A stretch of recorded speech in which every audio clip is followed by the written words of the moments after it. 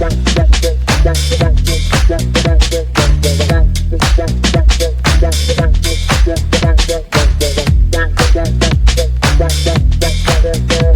bonjour Laetitia Exbradia. Alors tu es responsable d'agence de la société Impulse qui est à Montpellier Millénaire.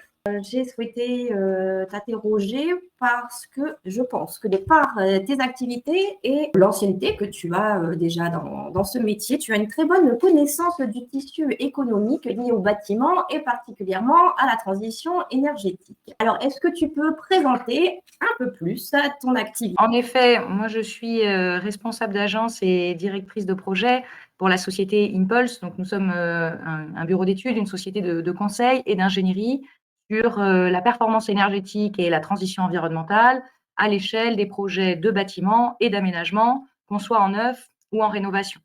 En tout cas, on est donc sur un métier qui occupe principalement un public d'ingénieurs et techniciens qui vont réaliser donc des études aussi bien en conception que sur du suivi de réalisation ou du suivi d'exploitation pour accompagner des démarches qui vont être d'optimisation de son patrimoine sur le volet énergétique. Et puis, on pourra aller un peu plus loin dans des sujets de conseil avec tout ce qui va être politique environnementale, développement durable pour l'intégration en fait de ces évolutions, y compris jusque dans les pratiques professionnelles et l'appropriation du sujet sur chaque projet de construction ou de réhabilitation. Est-ce que tu repères des évolutions dans la pratique des métiers et de ce fait aussi dans les recrutements qui peuvent être liés à ces métiers depuis que tu exerces?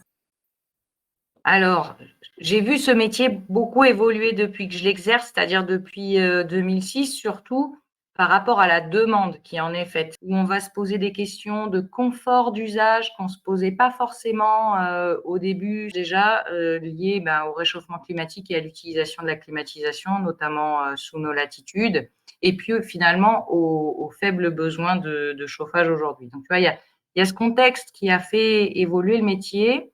Mais il y a aussi le fait qu'il y a un intérêt croissant sur ce sujet-là de la part de nombreux de nos clients, sachant que nos clients sont pour beaucoup des collectivités publiques, mais aussi des gestionnaires de parcs privés, où il y a le souhait d'intégrer une dimension d'économie d'énergie en lien avec les économies d'exploitation qu'on va attendre, mais aussi de voir comment impliquer tout le monde, embarquer, générer de l'engagement avec ces dynamiques-là pour une démarche environnementale plus vertueuse, donc en se posant d'autres questions sur quelles externalités positives cette démarche d'économie d'énergie ou de sobriété énergétique pourrait avoir dans mon fonctionnement global.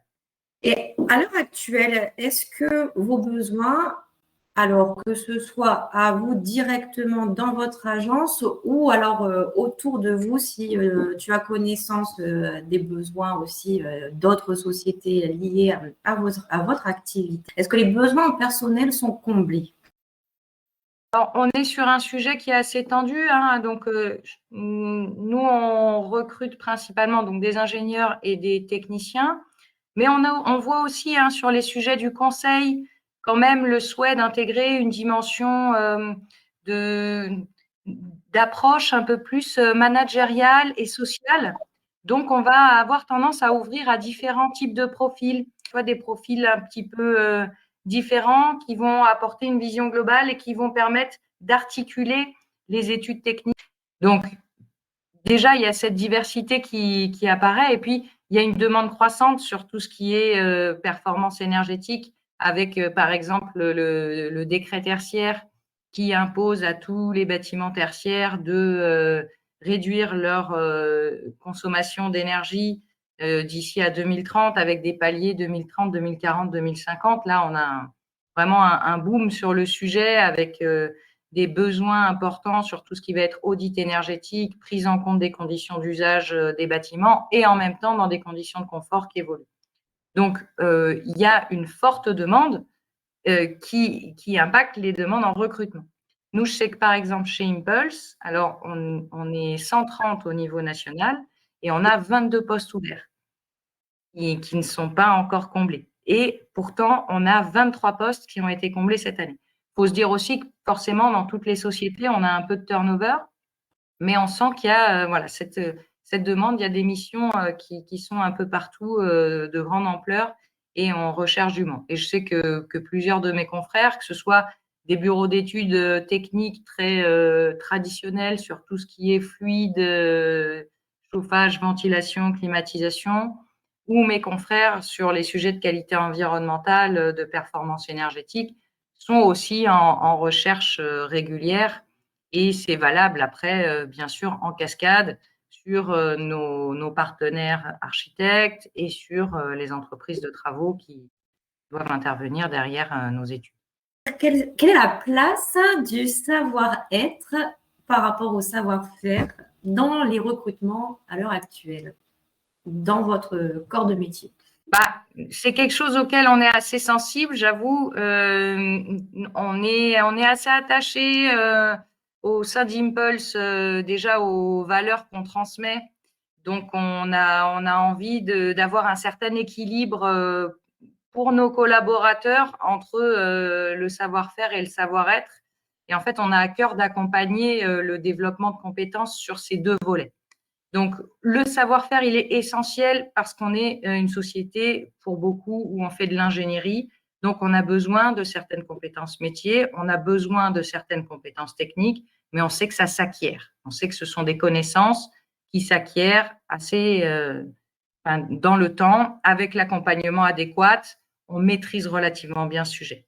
Sur le savoir-être, il y a aussi un autre accompagnement. C'est vrai qu'on va y être attentif en recrutement par rapport à la correspondance avec les équipes qui sont déjà en place, par rapport à la correspondance aux valeurs de la société aussi, et par rapport au fait que de plus en plus, dans nos métiers, il y a une dimension pédagogique d'information auprès de nos clients sur qu'est-ce que c'est la performance énergétique, qu'est-ce que c'est la sobriété énergétique, comment on travaille son confort d'usage et comment on maîtrise son impact sur l'environnement. Et ça, c'est des sujets qu'on porte avec intérêt chez Impulse. Et moi, je sais que c'est vraiment une clé du fonctionnement de l'agence en local que d'essayer d'équilibrer ce volet savoir-faire, savoir-être et prise en compte de la dimension pédagogique, de la posture et de la communication que va avoir le collaborateur qu'on va intégrer dans l'agence. Vous allez peut-être, à titre de comparaison, plus volontairement recruter quelqu'un qui sera dynamique et qui va aller vers les autres, qui apprend facilement et qui sait communiquer cet apprentissage, que quelqu'un qui est très solitaire et réservé et qui a plein de compétences techniques. Il va falloir trouver le bon. Ce sera en effet peut-être une attirance pour un profil plus communicant lors du recrutement, c'est vrai.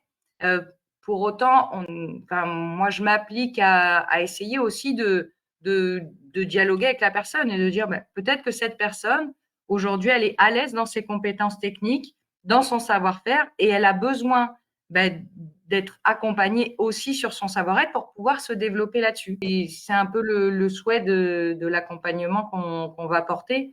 Peut-être qu'on sera plus attiré au premier abord par un profil très communicant, mais on ne va pas s'interdire de prendre le temps d'aller dialoguer avec une personne qui est aussi très compétente techniquement et qui aura peut-être plus de mal, mais en allant creuser, en prenant le temps de voir les choses.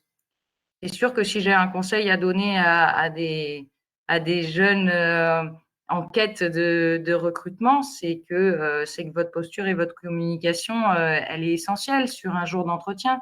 Mais soyez confiants, soyez vous-même et n'ayez pas peur de dire quels sont vos points faibles et en quoi vous avez besoin d'accompagnement dans le poste par rapport à ces points faibles, surtout si vous avez d'autres points forts, et très certainement que vous en avez aussi. Sans doute que les entreprises sont de plus en plus aussi conscientes de la valeur qu'elles ont à apporter. Vraiment très riche, et puis comme le métier ne cesse d'évoluer avec les enjeux environnementaux, mais aussi l'évolution collective sur le sujet, on a de quoi faire. Je te remercie beaucoup d'avoir partagé ce temps avec nous.